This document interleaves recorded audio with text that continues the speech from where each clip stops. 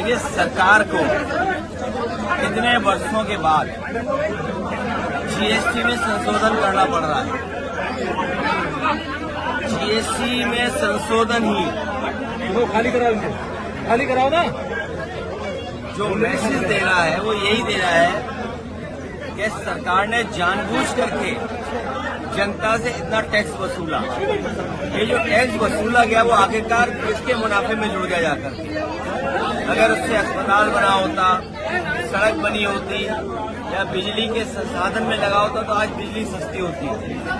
लेकिन इस सरकार की नाकामी है कि इन्हें जीएसटी में संशोधन करना पड़ रहा है, और इसलिए संशोधन किया है क्योंकि अभी तक ये मुनाफा कमा रहे थे वहां से। तो ये तो जनता के सामने बात चली गई कि ये सरकार अपने ही फैसले को बदलती है। पहले नोटबंदी की, ये कह करके भ्रष्टाचार खत्म हो जाएगा, काला धन वापस आ जाएगा।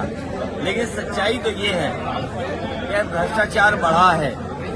सड़कें, रोड, बिजली का इंतजाम, पानी निकालने का इंतजाम, और आगरा जैसा तो स्मार्ट सिटी है। लोग घंटों ट्रैफिक में जाम में रहते हैं, और जो मेट्रो समाजवादी सरकार में स्वीकृति थी उसको अभी तक आगे नहीं बढ़ा पाए।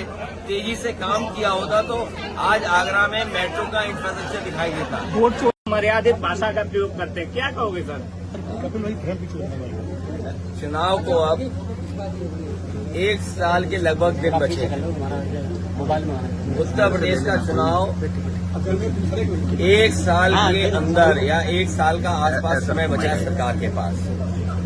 और अब तक अभी हम लोगों ने जो बजट देखे हैं उत्तर प्रदेश सरकार के, 9 बजट देख चुके हैं। आखिरी बजट आना है जो अब आ जाएगा आने वाले समय में। दिल्ली की सरकार तीसरी बार चल रही है।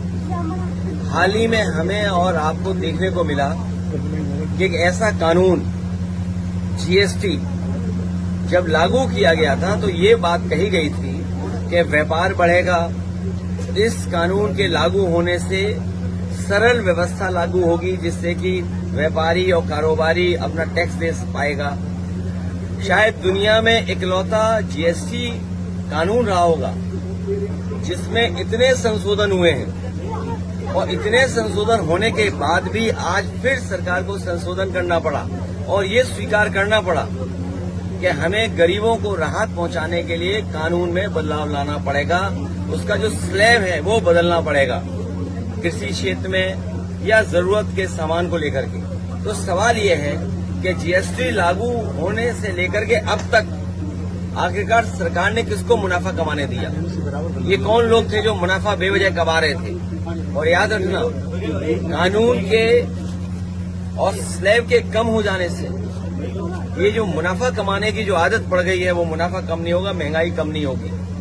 और दूसरी तरफ जो हमारा कारोबार बंद हो रहा है, अमेरिका ने जरूर टैरिफ लगाया है, हमारे कुछ काम पर कारोबार पर टैरिफ लगा दिया, लेकिन टैरिफ से ये लग रहा है कि भारतीय जनता पार्टी के नेताओं के मुंह पर भी टैरिफ लग गया है। आप उनसे सवाल नहीं पूछ सकते टैरिफ को लेकर के। हमारे भदोही का कारपेट, मुरादाबाद का ब्रास का एक्सपोर्ट, मेरठ का, सहारनपुर का, फरीदाबाद का, तमाम जो एक्सपोर्ट होते थे अब पाबंदी लगने के बाद उनका नुकसान होना शुरू हो गया। उनका नुकसान होगा, कारीगर जो जुड़े उनका नुकसान होगा, अंतोगत्वा हमारी अर्थव्यवस्था का नुकसान होने जा रहा है। अमेरिका अगर अपनी अर्थव्यवस्था को बचा रहा है या अपनी अर्थव्यवस्था को मजबूत कर रहा है तो हमें भी ये सोचना चाहिए कि हम अपनी अर्थव्यवस्था को कैसे बेहतर करें। उसके लिए हमें फैसला लेना चाहिए। मेक इन इंडिया बर्बाद हो गया। स्वदेशी का नारा केवल मुंह से है, मन से नहीं है। ये बीजेपी के लोग स्वदेशी मुंह से हैं और मन से विदेशी हैं। अच्छा सर,